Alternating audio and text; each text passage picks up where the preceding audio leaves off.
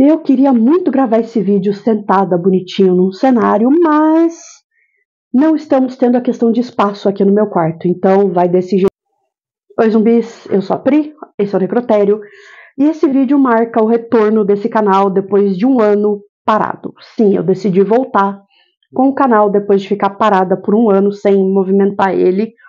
E esse vídeo não é um vídeo de casos criminais, é um vídeo de lidos até aqui, livros que eu li até aqui durante o ano. E então, vamos lá.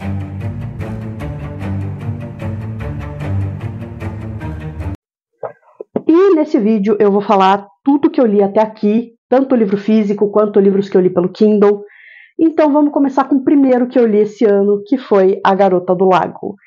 E, bom, foi uma experiência, né? Eu não acreditei em tudo que estavam panfletando sobre esse livro e eu meio que quebrei minha cara. Assim, a premissa do livro é boa, né? A premissa da história é boa, é um suspense policial de investigação em que a tal garota, né, ela é desviva em situações misteriosas e ela, por ser uma garota de família rica, branca e bem-sucedida, a família tenta meio que abafar um pouco o caso, até que uma jornalista decide começar a investigar o caso. E bom, a premissa é boa, só não gostei da parte em que o livro fica pulando no tempo, porque ele mostra um capítulo com a jornalista investigando o caso, um capítulo com a garota, né, do lago, a garota morta, ainda viva na época da faculdade. E isso eu achei que tira um pouco a experiência do leitor de descobrir a história e de descobrir o mistério junto com a protagonista, junto com a investigação. Não curti esse negócio de ficar pulando no tempo toda hora. Eu li também, os livros são aqui embaixo, tá? Eu larguei tudo aqui assim pra ir pegando com facilidade. Li também Revolução dos Bichos, e esse aqui eu li num clube de leitura que eu tenho com as minhas amigas, em que cada uma de nós escolheu 5 livros para ler ali durante as férias, e esse aqui era um deles. E basicamente, se você é uma pessoa que se interessa um pouquinho por política, vale muito ler esse aqui, porque ele faz um paralelo com a nossa sociedade, e é um livro que foi escrito pelo George Orwell lá nos anos 40, que continua até hoje super atual. E claro, você passa um pouco de raiva lendo isso daqui, mas vale muito a pena. Deixa eu tirar esses dois no meio do caminho. Li também, ainda no grupo de leitura que eu tenho com as minhas amigas, No Coração de Manhattan.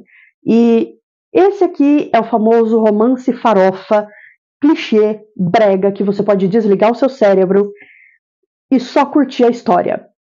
Nele a gente tem uma protagonista que é basicamente a mina branca rica da alta sociedade de Nova York, e ela conhece um rapaz que veio de Nova Orleans, que é um rapaz simples, que descobriu de repente que é neto de uma senhora que é dona de uma grande empresa em Nova York. E essa senhora quer que ele assuma o comando da empresa para manter a empresa na família. A premissa da história é bem clichê, bem brega, é o famoso inimigos para namorados, mas também tem um pouco da cena do jazz de Nova York e da cena do jazz de Nova Orleans.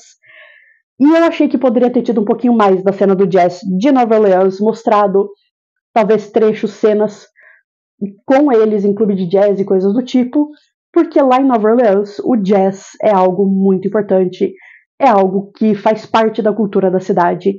Eu gostaria que tivesse tido um pouquinho mais disso aqui na história. Li também e abandonei Trem-bala, do Kotaro Isaka. Eu provavelmente falei o nome dele errado, então se você fala japonês pode me corrigir no comentário. Eu comecei a ler, marquei bastante coisa nele, mas eu acabei abandonando porque não era o momento certo para eu ler esse livro. A premissa dele é muito interessante, é um mistério policial de investigação que se passa dentro de um trem-bala. A premissa é boa, a ideia é boa, traz coisas da cultura do Japão, que é muito legal, para mim que conheço pouco da cultura japonesa. Isso aqui é muito legal, muito interessante, porém, eu achei a história um pouquinho arrastada, mesmo tendo lido o tanto que eu li, eu achei um pouquinho arrastada, e eu achei que também não era o momento certo para eu encarar a escrita desse autor, já que ele escreve de uma forma que me lembrou muito a forma como os animes são contados, que é algo extremamente descritivo, e eu já não achei tão interessante assim. Assim, é descritivo em partes que não precisariam ser descritivas. Então eu acabei abandonando esse aqui, mas quem sabe eu não volto a ler em um outro momento. Tem sempre essa chance. Li também, surpresa, Odeio Te Amar, da Ellie Hazelwood. Eu já li outro livro dela, que foi o Hipótese do Amor, que está aqui na estante, esse azulzinho aqui. E, bom, a escrita da Ellie Hazelwood lembra muito a escrita de fanfics, e eu falei isso no último vídeo de leitura que eu fiz. Eu falei sobre isso, e assim, é o clássico inimigos para namorados. No caso desse aqui, a gente tem inimigos para namorados e 2 romances de segunda chance, e são 3 contos. E esse aqui, ele não tem tanto a parte das mulheres na ciência, ele tem mais a parte do romance, e eu gostaria que tivesse tido um pouquinho mais da parte das mulheres na ciência, no caso, elas em laboratórios, descrevendo processos, fazendo ali as coisas científicas. Mas, de novo, é romancezinho clichê, brega, que você pode desligar o seu cérebro para ler. Vamos ao próximo. Li também Carmilla, do Sheridan Le Fanu, que é um romance sáfico envolvendo vampiros. Sim, foi basicamente o primeiro romance sáfico a ter vampiros. Eu não sei se foi o primeiro romance sáfico no geral, mas é o primeiro que envolve vampiros. E basicamente a gente tem Carmilla, que é a vampira da história, que é encontrada ali durante um acidente pela família da protagonista. E aí a protagonista implora pro pai dela para deixar que a Carmilla se hospede na casa deles, enquanto a mãe da Carmilla, que é uma bruxa que mexe com voodoo e hoodoo, que é uma magia, um tipo de magia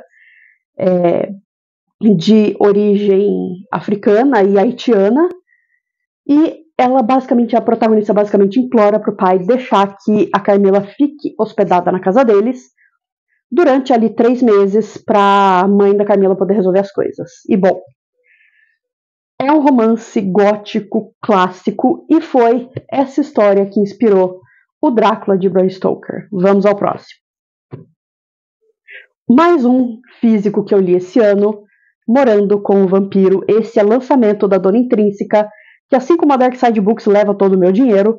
E, de novo, romancezinho, clichê, brega, fofinho, que você pode desligar o seu cérebro pra ler. E assim, é tipo Crepúsculo encontra Orgulho e Preconceito. Então, é o romance de uma protagonista que ela precisa sair do apartamento onde ela tá, caso contrário ela vai ser despejada, e ela encontra na internet o anúncio de um apartamento em que o aluguel parece bom demais para ser verdade. Mas enfim, ela acaba indo morar com o personagem Fritz William, que é o vampiro da história, e ela ensina ele a navegar no mundo moderno. E é um romance que tem, assim, cenas hot. No caso, tem uma cena hot e só. Esse livro tá sendo um pouquinho panfletado errado, tá? Então, assim, ele não é um livro completamente hot, ele tem uma ceninha hot, mas ainda assim é um romance clichê brega, vale muito a pena ler para você poder desligar o seu cérebro.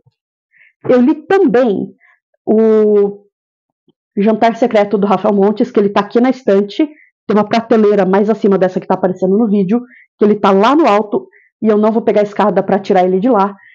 Que, se você já leu Rafael Montes, você sabe que além de ser um mistério policial, é também extremamente bizarro e perturbador, e eu amei. Sério, é o meu tipo de livro. E em Jantar Secreto, a gente acompanha 4 amigos que moram num apartamento no Rio de Janeiro, que estão devendo mais de 20 mil reais de aluguel, e eles decidem o que a gente precisa fazer, o que a gente pode fazer para levantar esse dinheiro em pouco tempo. E aí surge a ideia dos Jantares Secretos.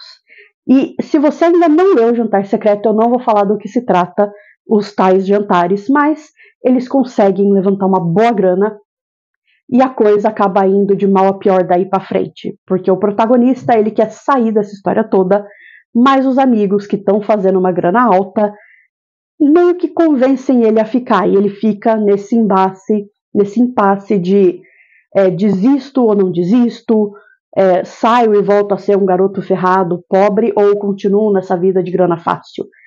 E é maravilhoso. Sério, Rafael Montes, você é um gênio. E de livro físico, por último, eu li A Razão do Amor, da Ellie Hazelwood. Sim, mais um romance brega, clichê, inimigos para namorados. Eu gosto desse tipo de romance, gente. Eu percebi que eu gosto desse tipo de romance, então vamos lá. Esse aqui também, clássico Ellie Hazelwood, Mulheres na Ciência, e é também um romance de segunda chance, em que a protagonista ela é convidada a trabalhar na NASA, num projeto gigante da NASA, e ela encontra um desafeto da época do doutorado dela. Amei o fato da parte de Mulheres na Ciência, de fato mostrar ali cenas dela fazendo ciência, descrevendo processos. Eu amei essa parte. Amei também que a protagonista é um pouquinho alternativa, tem uma vibezinha mais alternativa. E uma coisa, gente, os livros da Ellie, eu acredito que eles são um pouquinho panfletados errado, porque o pessoal panfleta como um romance hot, o que não é de tudo verdade. Sim, tem cenas desse tipo nas histórias da Ellie, mas é uma cena. No máximo, uma cena. Estourando 2 cenas, que é o caso do Odeio Te Amar, que tem um pouquinho de... que tem mais cenas desse tipo, mas de resto, os livros da Ellie não tem tanta cena hot assim, tá? Então, não vai esperando um livro completamente hot. Tá bom, então agora vamos aos que eu li pelo Kindle. Eu tô lendo atualmente Circe, aqui pelo Kindle, mas pelo Kindle esse ano eu li um mistério de investigação policial. Se ela soubesse, eu vou deixar a imagem, as capas dos livros aqui na tela. Se ela soubesse, onde a gente acompanha Kate Wise, que é uma ex-agente do FBI que está aposentada, e que ela é chamada pela melhor amiga dela, que também é uma mulher aí de 50 e poucos anos, e essa amiga pede para que ela investigue uma situação. Só que como a Kate está aposentada, ela não tem mais os recursos do FBI. Mas mesmo assim ela tenta ali investigar um pouco para poder oferecer um conforto para a amiga que perdeu, né, uma pessoa da família. E aí o FBI decide, tá, você não pode sair por aí fazendo essas coisas sem ter os recursos, porque, né, você não é mais agente. Mas a gente está disposto a te chamar para trabalhar de volta e treinar uma agente nova. E a Kate aceita, e aí ela e essa agente nova começam a investigar o que parece ser um caso de um serial killer. E assim, gente, o plot twist desse livro é bizarro. Você é feito de trouxa o livro inteiro. Porque você vai o livro inteiro acreditando que de fato é um serial killer, quando na realidade é um pouquinho pior que isso. Um outro que eu li também pelo Kindle foram 3 livros da saga Stranded, que eu vou deixar as capas aqui. Esses livros eles não são livros completos, eles são contos em que você consegue ler em uma noite. E pelo nome, vocês já sabem, esses contos estão em inglês. Eu li esses contos em inglês. Se você gosta de romance hot e entende inglês, vale a pena ler esses contos. Assim, não é a melhor escrita do mundo, é um pouquinho brega, mas se você curte esse tipo de romance e quer ler um conto que você consegue ler rapidinho, em algumas horas, vale a pena. Pelo Kindle eu também li Noites Brancas, do Dostoiévski, vou deixar aqui em algum lugar. E, bom, é um livro de literatura clássica, é um livro também da literatura russa, e foi o meu primeiro contato com a literatura russa, e eu achei um pouquinho bizarro. Né? Não sei quem que é mais dodói da cabeça, se é o autor ou se é o personagem. Mas enfim, nesse livro, em Noites Brancas, a gente acompanha o personagem Sonhador e a protagonista Nastienka. Provavelmente eu falei o nome errado, mas enfim, a gente acompanha os dois ao longo de 4 noites em que eles se encontram para andar ali por São Petersburgo e conversar. Nesse meio tempo, o sonhador acaba se apaixonando pela protagonista. E a protagonista leva a gente a acreditar que o sentimento é recíproco. Até que na quarta noite, isso não é spoiler porque é um livro clássico de mais de 100 anos, então não é spoiler. Até ali a quarta noite em que a protagonista, que passou ali as últimas noites sofrendo e se lamentando por um amor que foi embora e que jurou que ia voltar para buscar ela, mas não voltou até ali. Até a quarta noite, quando ela decide que, beleza, vou assumir que gosto do sonhador.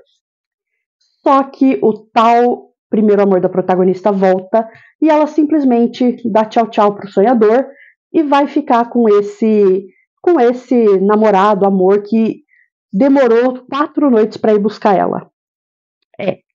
E assim, gente, a escrita do Dostoiévski é muito identificável. Você vai se identificar com coisas que você para e fica refletindo. Sim, você vai ficar refletindo boa parte do livro. É um livro extremamente reflexivo. Extremamente não, mas é um livro bem reflexivo, em que muita coisa ali, pelo menos eu pessoalmente me identifiquei com muitas características do sonhador. E não sei se isso é uma característica da escrita do autor, se ele tem esse tom mais reflexivo nas obras dele, até porque foi a primeira vez que eu li algo dele, então eu fiquei assim, quem que é mais a bublé das ideias? É o autor ou é o personagem, sabe? E eu fiquei pensando se talvez eu não fosse a bublé das ideias. Mas enfim, além desses, eu li também... Tá bom, depois de uma rápida conferida no meu Kindle, eu li também Escolhida pelo Vampiro, vou deixar aqui na tela. E esse é mais um romance clichê, é mais um assim, romance clichê meio brega, que a gente tem o clássico Inimigos para Namorados. A premissa da história é o famoso casamento arranjado. A garota, ela entra num casamento arranjado com o rei dos vampiros, e os dois meio que não se gostam, mas no desenrolar da história eles acabam se apaixonando. Li também, além do Escolhida pelo Vampiro, Dossier Lestrange, da Mila Strange, que é uma autora brasileira, é um livro nacional, e é uma coletânea de contos da autora. E assim, eu não sei do que eu gostei mais, porque é maravilhoso. Cada conto é maravilhoso, mas eu tenho que admitir que o conto do Fofão, do boneco do Fofão, que foi inspirado ali pelo tema Lendas Urbanas, eu ri tanto lendo esse livro, esse conto, gente, mas eu ri tanto, que assim, se era para deixar com medo, a autora falhou miseravelmente nesse ponto. Mas eu me diverti tanto lendo o Dossier Lestrange que, se você gosta dessas histórias assim assombradas e lendas urbanas, leia Dossier Lestrange porque é maravilhoso. Vale muito a pena ler isso, gente. Sem falar que é uma autora nacional, né? Então vamos valorizar. E, por último, eu li o meu primeiro audiobook, que foi A Paciente Silenciosa. De novo, vou deixar na tela a capa, em que é um suspense psicológico, em que a tal paciente da história é uma artista, pintora renomada, dona de galeria de arte, e ela, em uma noite, manda o marido de base. E depois que ela faz isso, ela simplesmente para de falar. Não porque ela sofreu um trauma ou porque ela tá... Não, ela simplesmente decide que não vai falar mais. E aí o psiquiatra / psicólogo, enfim, o profissional de saúde mental que atende ela, começa a tentar fazer de tudo para fazer a personagem falar de novo.